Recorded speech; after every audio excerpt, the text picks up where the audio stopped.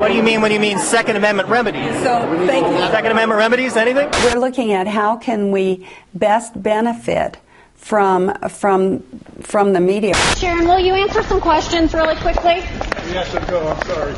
I'm not going to earn anything from people who are there to badger me.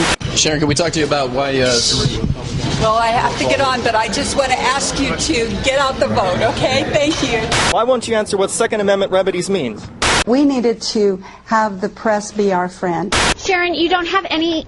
I'm running behind. I'm sorry.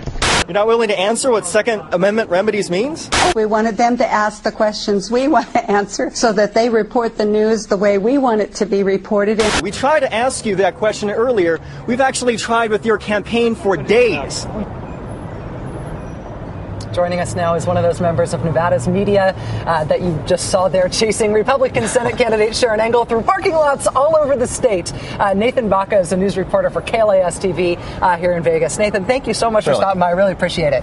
So, all right, other than having to wear running shoes to work, what are the particular challenges of trying to cover this Senate campaign? It's difficult to get clear answers about even just straight policy questions because we are trying to figure out not only domestic policy questions, but there are entire fields of this policy, of foreign policy, national security, that have not even been asked, and we don't have any answers.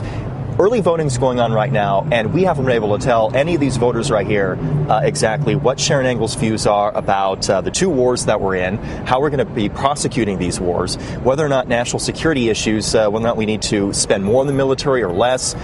We were able to get one question in about her wanting to withdraw from the United Nations. She stands by that decision, but why? Because she speaks about wanting to stick with America's willing allies. Well, if we withdraw from the United Nations, she has to realize the geopolitical situation. A lot of NATO allies in Afghanistan are maybe going to not want to stand with the United States. Right. We have Nellis Air Force Base right here. Many of our men and women are serving in Afghanistan, in Iraq, and they need to know whether or not the United States is going to be radically altering its foreign policy and national security stance. So trying to cover this from Nevada, from the perspective of trying to inform Nevada voters, there are things about which she is sort of on the record from her previous career, from her previous statements, particularly to the media. You're not able to follow them up in order to figure out her explanations for them. I can see why she's doing this. I mean, if I were Sharron Engel, I would not want to answer your questions, your follow-up questions in particular about the UN. I wouldn't want to talk about other things that were in my record that I didn't particularly want to explain because I knew they were maybe not going to play so well at the national level. Do you think that for all the frustration this has caused you, this might have actually worked out well for her campaign? It can, in a sense, because now she's able to use the news media as a symbol, the lamestream media. Yeah. We still want to try to get these questions out there, and we still want to try to figure out these policy questions, even if we are attacked as lame. That's fine. Yeah. I don't mind because, I mean, these people out here deserve to know what these policy issues are. Whether or not ultimately they agree with her or not, that's for them to decide.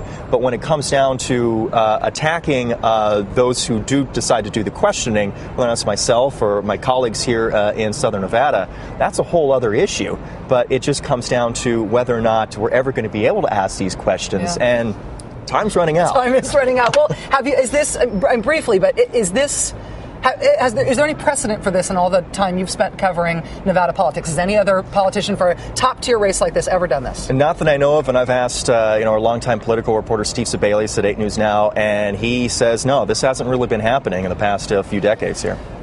It's amazing. I hope it's not the new normal. And if it is, our jobs are going to get a lot weirder than they already are, and they already are pretty weird. I'm going to get a new pair of running shoes.